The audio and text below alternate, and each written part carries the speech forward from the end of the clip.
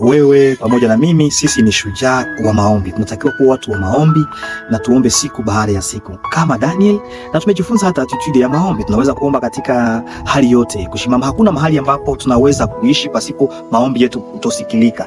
Hata tuwe shambani, tuwe nyumbani, tuwe katika mji, tuwe kanisani, tuwe mahali popote.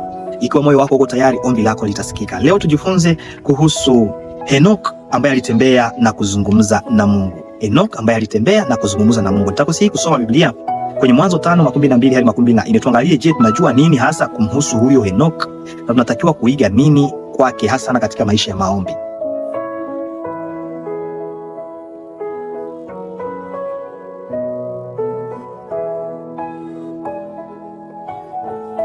Rafiki, unaposoma Biblia utaona kwamba Biblia haisemi mingi kuhusu maisha ya Henok, lakini inatuambia tu kwamba alitembea pamoja na Mungu kwa miaka 300 na hapo Mungu akamchukua na akampeleka mbinguni. Lakini unaposoma kwenye Warumi 12:12 inaonekana kwamba Henok lazima alidumu katika kusali.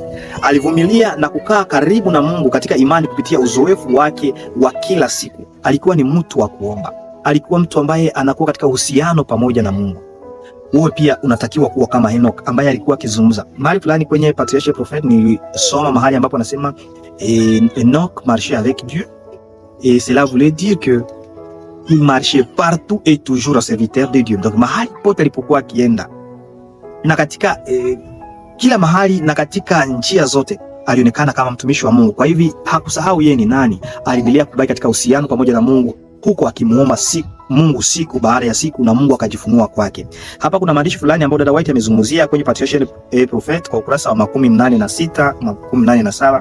Hii inakuwa ni ya Kiswahili. Inasema katikati ya maisha ya kazi yenye shughuli nyingi, Henok alidumisha kwa uthabiti ushirika wake na Mungu. Kadiri kazi yake ilivyozidi kuwa kubwa zaidi, ndivyo maombi yake yalivyokuwa ya kudumu na ya bidii zaidi.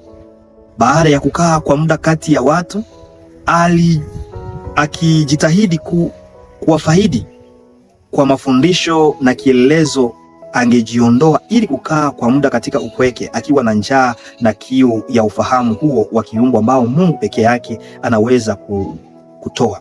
Akiwasiliana hivyo na Mungu, Henok alizidi kuakisi sura ya kiungu. Hata wasiomcha Mungu waliutazama kwa kicho mwonekano wa mbinguni usoni mwake. Kwa hivi huyu Henok alikuwa akiishi maisha kawaida kama baadhi yetu, lakini kadri alivyokuwa anakuwa na changamoto na shida na shughuli nyingi, na hivyo akaendelea kudumisha maombi. Mara nyingi tunakataa kuomba, na ukiwauliza wengi kwa nini hauombi, anasema basi muda, nakuja nimechoka, basi mateso, siku hizi maisha yamekuwa magumu. Na maisha yanapokuwa magumu, je, hiyo ni sababu ya mtu ili kwamba asiombe?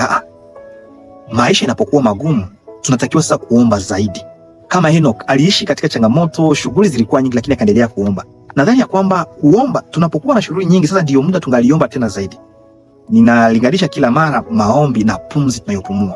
Kadri tunavyochoka tukipanda mlima, tunatakiwa kupumua zaidi. Mtu hawezi kusema nimechoka, kwa sababu nimechoka nafunga pua, sitaki tena kupumua. Utakuwa na hamu ya kupumua zaidi. Kwa hivyo unapopitia mateso, shughuli nyingi za maisha, changamoto, badala ya kukimbia kutoomba, sasa unatakiwa kuomba zaidi. Uwe na muda wa maombi, itakusaidia kabisa. Kama Henok utatembea pamoja na Mungu na Mungu atajisifia wewe. Hata wale wanaokuzunguka wataona utukufu wa Mungu juu yako. Walikuwa wakiona utukufu wa Mungu kwenye sura yake. Hata wale ambao si wacha Mungu walipokuwa wakimuona, sema huyu mtu si mtu wa kawaida. Je, mahali unapokaa watu wanashuhudia, wanaponiangalia wanaona kwamba mimi si mtu wa kawaida. Kuna utukufu wa Mungu ambao uko juu ya uso wangu na juu ya uso wako. Nadhani ya kwamba tunatakiwa kujifunza kuomba. Kuna mara tunaomba kimya kimya, kizuri tu Mungu anaweza kusikia, lakini tena tungalijifunza zaidi kuomba kwa sauti. Kwa sababu unapoomba kwa sauti unakuwa concentric. Lakini unapoomba kimya kimya, umeenda kitandani sema naomba, mara nyingine usahau hata nini unakiomba, unashindwa hata kusema katika jina la Yesu.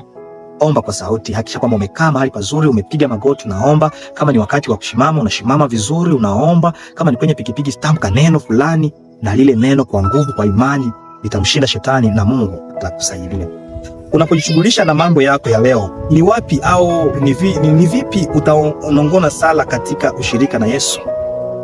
Na leo umejifunza kuomba kama Henok. Unadhani kwamba Mungu amekuambia umuombee nani? Huyo mtu ambaye amefika kwenye akili yako umuombee. Na kama unataka wewe pia nikuombee, basi unaweza kuandika kwenye comment, sema niombee, basi tutakuombea. Ama kwenye namba yetu ya simu tunaweza kuwasiliana ili tuombe pamoja. Basi ikiwa ni kusudi lako, tuombe. Asante Yesu, kwani tumejifunza kuhusu maisha ya Enoch aliyotembea pamoja na wewe. Tufunze kuwa watu wa maombi na sala kama Enoch, ili kwamba utukufu wako uonekane juu yetu, katika jina la Yesu Kristo, amina. Ndugu, usikose kusubscribe, kulike na kushare kwa watu wengine. Bariki wengine ukawasambazia somo hili. Asante.